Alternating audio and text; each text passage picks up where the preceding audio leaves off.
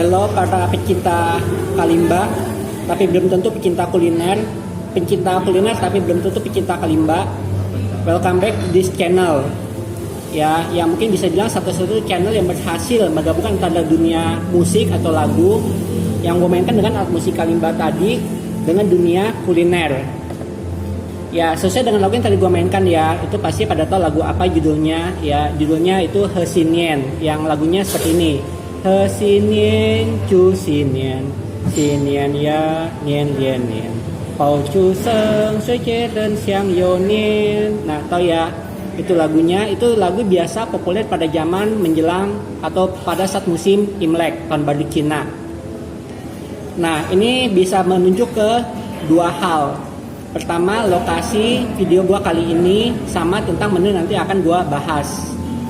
Untuk lokasi, ya kita tahu ya, Imlek itu tradisi budaya Tionghoa. Nah, berarti ini lokasinya tuh sesuatu yang berbau atau memiliki unsur Tionghoa.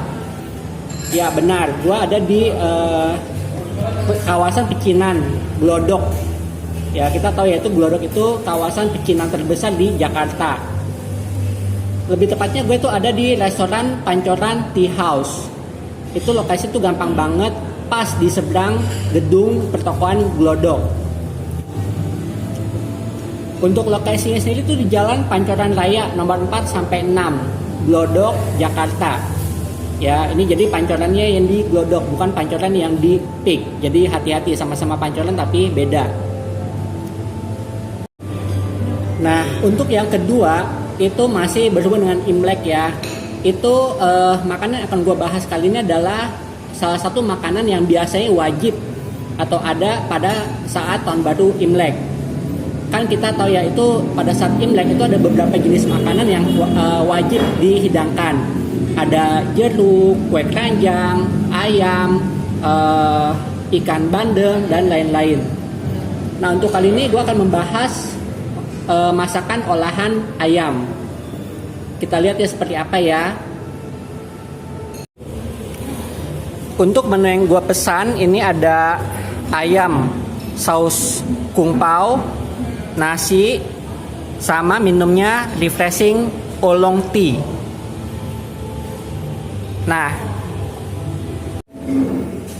Nah, kenapa sih pada saat Imlek itu salah satu wajibnya itu ada ayam?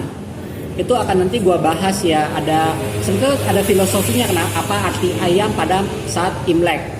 Nanti akan gua bahas. Kita untuk saat ini akan bahas makanannya dulu, kuliner dulu kita bahas. Oke? Kita lihat ya, ini ada apa aja isi di daging ayam kuah atau saus kung pao-nya ya.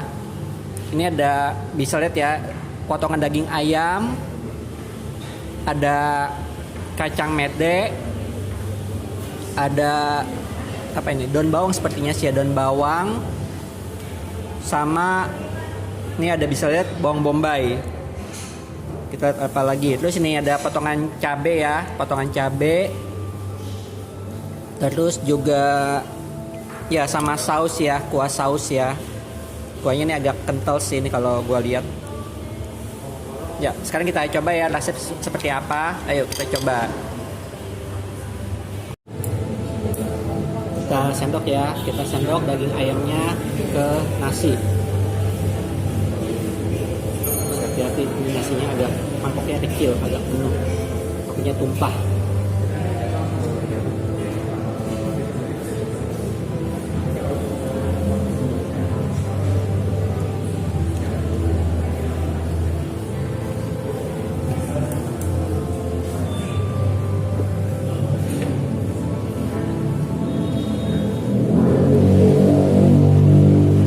Daging ayamnya empuk sih, empuk, teksturnya. Untung sih nggak pedes ya. Ini kan sebab ada cabenya. Tapi untung ini cabenya itu nggak menular ke ayam. Ya ini ayam itu tetap biasa, nggak berasa pedas. Ini ada kacang medenya juga ya.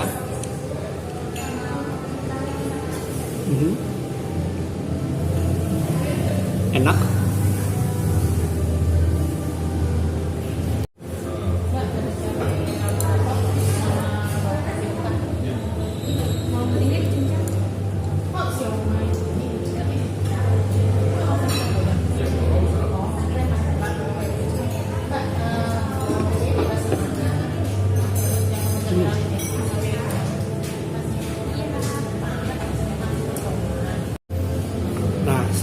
sambil biar nggak jenuh ya, gue sedikit cerita yang tadi gue bilang kenapa ayam itu salah satu menu wajib pada saat acara Imlek.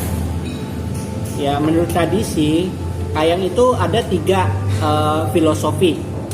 Ya, yang pertama itu ayam atau bebek pada saat Imlek itu nggak boleh disajikan potong-potong. Jadi pada saat menyajikan ayam atau bebek saat Imlek itu harus utuh. Ya, nah itu menurut tradisi ya, kepercayaan itu maknanya itu agar atau harapan ya, agar keluarga itu kita tetap bersama, tetap utuh dan bahagia. Itu kalau filosofi yang pertama. Nah, filosofi kedua itu ya sekali menurut tradisi ya, tradisi yang katanya ya, itu bebek atau ayam itu jadi simbol yang artinya kesetiaan atau ketaatan. Ya, gue juga bukan peternak ayam atau peternak bebek ya, tapi mungkin itu maksudnya itu ayam atau bebek tuh menikahnya tuh atau kawinnya tuh hanya sekali seumur hidup pada pasangannya. Mungkin ya, mungkin sebab gue juga bukan peternak bebek atau peternak ayam. Nah, yang ketiga itu ayam atau bebek itu diibaratkan memiliki sifat yang sedekah ya. Jadi saya juga nggak tahu karena gue juga bukan peternak, bukan petani. Mungkin gini kali ya, mungkin tuh bebek atau ayam ini sih gambaran gue ya, itu mungkin pada mereka cari makan tuh mereka tuh rebutan, atau bisa jadi pada mereka makan satu belum habis udah cari makanan yang lainnya. Jadi menunjukkan sifat serakah ya. Nah ini diibaratkan ya, ayam ini atau bebek ini itu diharapkan semoga kita manusia tidak memiliki sifat serakah seperti bebek atau ayam. Ya kurang lebih itu yang bisa gue dapat ya dari internet, makna ayam pada saat tahun baru Imlek. Sama mungkin sedikit ini ya, ini mungkin dari tadi bisa lihat ya, ini belakang gue ini ada lemari yang menurut gue sih antik ya. Sama ini ada kelihatan gini, ada patung di atas lemarinya. Ya ini gue emang sengaja, kebetulan ini tempatnya agak sepi. Jadi untuk gue bisa dapat spot yang bisa ini nih. Ntar kita keliling-keliling deh tempat ini. Banyak spot menarik di restoran ini soalnya. Sekarang kita coba ya teh minumannya ya, refreshing ulung.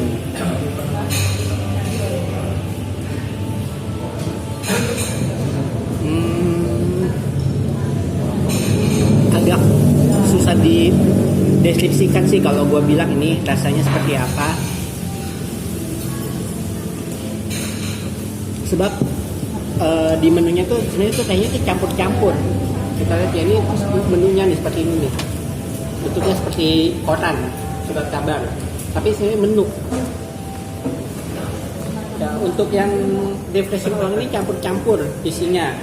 Ada ulung tea, honey, jasmine leaf, orange slice, lemon juice, sama crush ice, es yang dihancurin ya.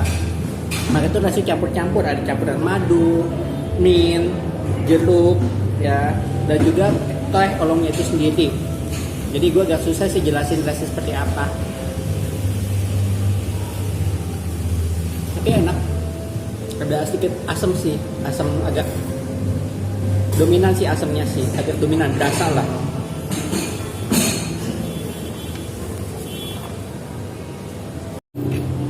Ya seperti inilah tampilan menu, buku menunya ya, ya berupa model koran atau surat kabar. Ya jelas ya, menurut gue sih ini unik ya, dibandingkan restoran umumnya tuh biasa berupa kertas atau berupa buku. Ini dia berupa berbentuk surat kabar, koran. Ini bisa lihat ya, ada ya, ini tentang acara berita Cap Gome. Ini juga sebagian menu-menunya bisa dilihat ya. Ini daftar menunya juga.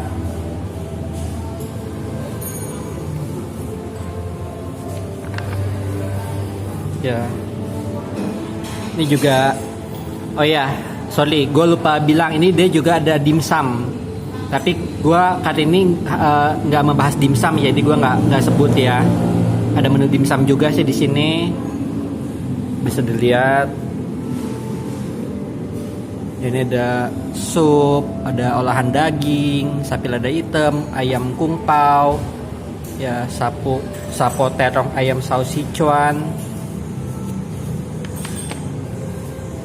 Terus ada juga seafood, ya ada udang, gurame, cumi. Ini juga tentang sejarah ya, seperti sejarah teh di Cina kayaknya ya. Gue juga belum baca sih.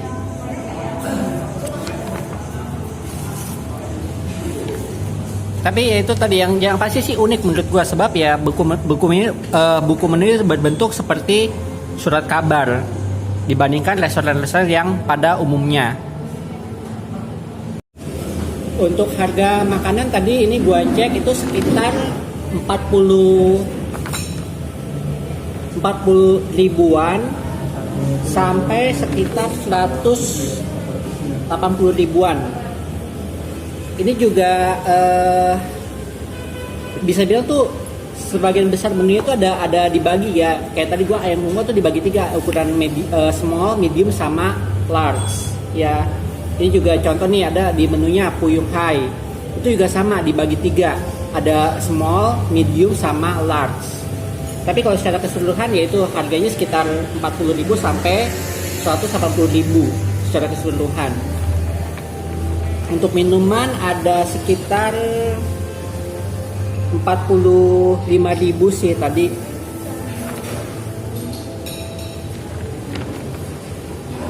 Jadi gini, untuk minum ada 2 macam ya, ada 2 macam, yang cold, dingin, sama yang hot, panas. Nah, kalau untuk teh yang hot, yang panas itu kisaran 120.000 sampai 200.000.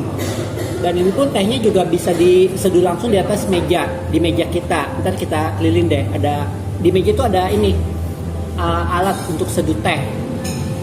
Ya, ntar kita keliling deh. Ini tempatnya tuh menarik loh untuk dijelajahi. Ada ini contoh lemari, ada terus di meja ada alat buat seduh teh. Terus ada juga lukisan-lukisan sejarah teh. Ya, ini enak buat dieksplorasi. Ya, untuk sementara sih kesimpulan gua itu untuk harga makanan dan minuman, untuk rasa sih lumayan, cukup gua recommended, meskipun mungkin agak tinggi harganya, tapi itu relatif ya. Kalau untuk harga sih gua bilang relatif. Mungkin kalau menurut ini sedang, ada yang bilang mungkin terlalu mahal, tuh relatif kalau menurut gua. Untuk suasana sih enak, ini tempatnya bagus banget, masih ada nuansa klasik zaman dulu. Ya, ntar sekali lagi yang gua bilang, ntar kita kelilingin. Seperti worth it untuk dieksplor tempatnya. Kita explore ya. Ini tempatnya ada apa aja nih, bisa dilihat. Ini ada meja panjang, pernak-pernik teh sama ornamen-ornamen Cina ya, seperti itu. Nah, ini di atasnya ada lukisan. Ini lukisan lumayan banyak sih, ada 1, 2, 3 nih yang sebelah sini nih lukisan. Terus ada ya, bisa juga nih ada suasana lampion ya, dipasang lampion. Jadi suasana Imlek itu berasa ya. Ini ada juga nih tentang sejarah teh di Cina. Kelihatan nggak? Kelihatan ya. History of tea timeline birth in China ya. Seperti itu. Ada juga ini sejarah dunia barat menemukan teh. Wah, ini bisa panjang di videonya. Ini lukisan lagi, lukisan apa di Tionghoa ya. Terus kita lihat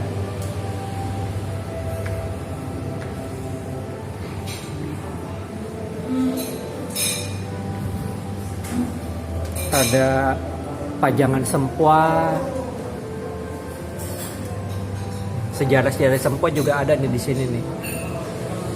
Jenis-jenis sempoa.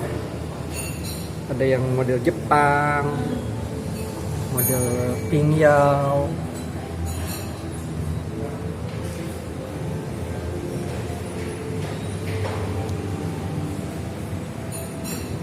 Ini ada juga untuk, ini buat minum teh ya, tradisi teh. Ini buat ya tradisi minum teh. Ya, ini ada lukisan kuangkong ini sih harusnya sih. Baju khasnya hijau.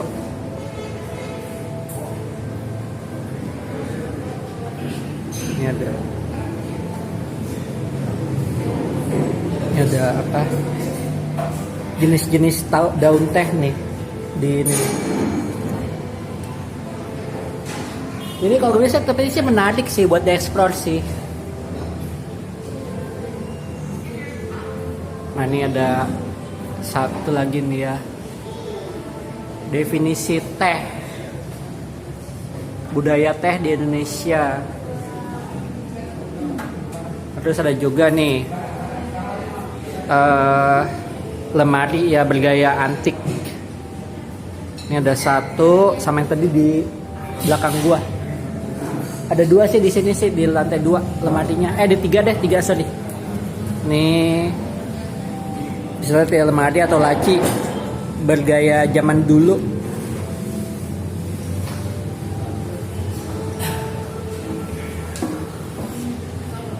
Nah ini yang tadi tempat gua makan belakangnya nih. Dan di belakangnya ada 3 patung sini di atas lemarinya. Jujur gue suka sih sama modelnya gitu, unik, menarik. Kita ke lantai 1 ya.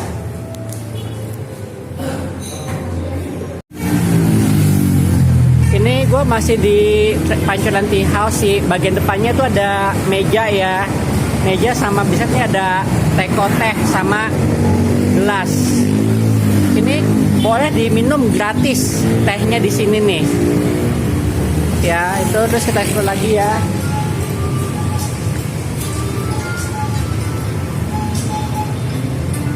Ya kita juga ya jendelanya, pintunya. Ya ini apa khas banget deh pokoknya deh, unik banget. Suasananya tuh zaman dulu banget.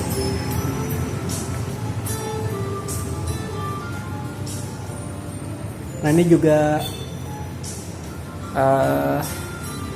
dalamnya ya kita lihat. Nah ini ada apa nih? Poci atau teko teh ya. Ada juga tuh di atasnya ada teh. Ini yang bagian ini teko atau pocinya. Ini juga kalau perhatiin lihat deh, ini masing-masing tuh unik nih. Ini berbentuk naga. Ini apa nih? Kambing ya kayaknya nih, bentuk kambing. Ini bentuk tikus, kelihatan nggak? Ya jadi ini bentuk ular.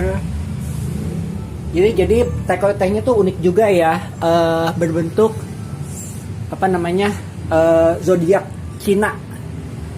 Ini ada berbentuk kuda nih, kelihatan nggak nih bentuk kudanya nih, kepala kudanya nih. Tuh, kelihatan nggak bentuk kepala kudanya tuh? Gue coba zoom ya. Bentuk kuda. Ini ada juga jual buku-buku ini sih ya ada ini izin.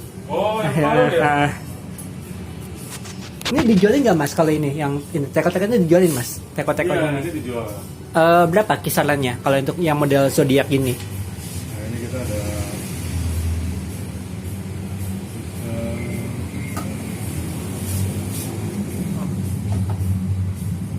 nah ini 220.000 dari bahan tanah liat ya?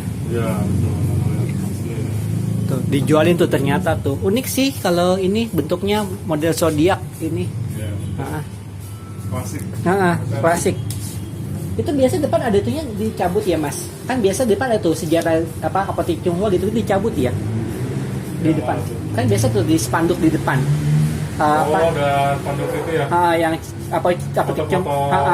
apa di Tionghoa gitu. Udah nggak ada saya lihat. Udah kita simpan di Oh. lama soalnya tuh banner udah mulai pudar. Nanti mungkin kita mau Oh. reproduksi. Terima kasih. Mas. Jadi kalau gue bilang sih boleh sih buat apa istilahnya cindera mata sih, oleh-oleh.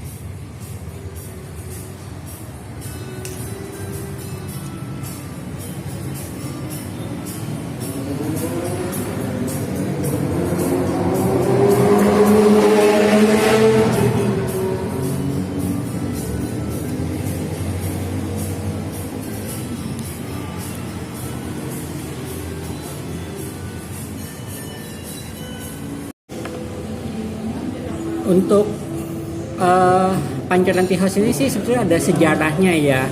Itu dulu tuh awalnya itu sebetulnya tuh apotik, namanya apotik Tionghoa. Tadi gue waktu explore di bawah, biasanya tuh harusnya ada spanduk banner tentang sejarah apotik Tionghoa itu sebelum berubah jadi pancoran tea house. Tapi tadi gue explore ternyata banner udah dipindahin.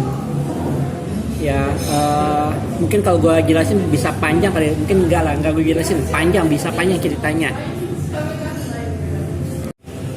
Ya akhirnya ingat Kalimba, ingat kuliner, ingat Kalimba.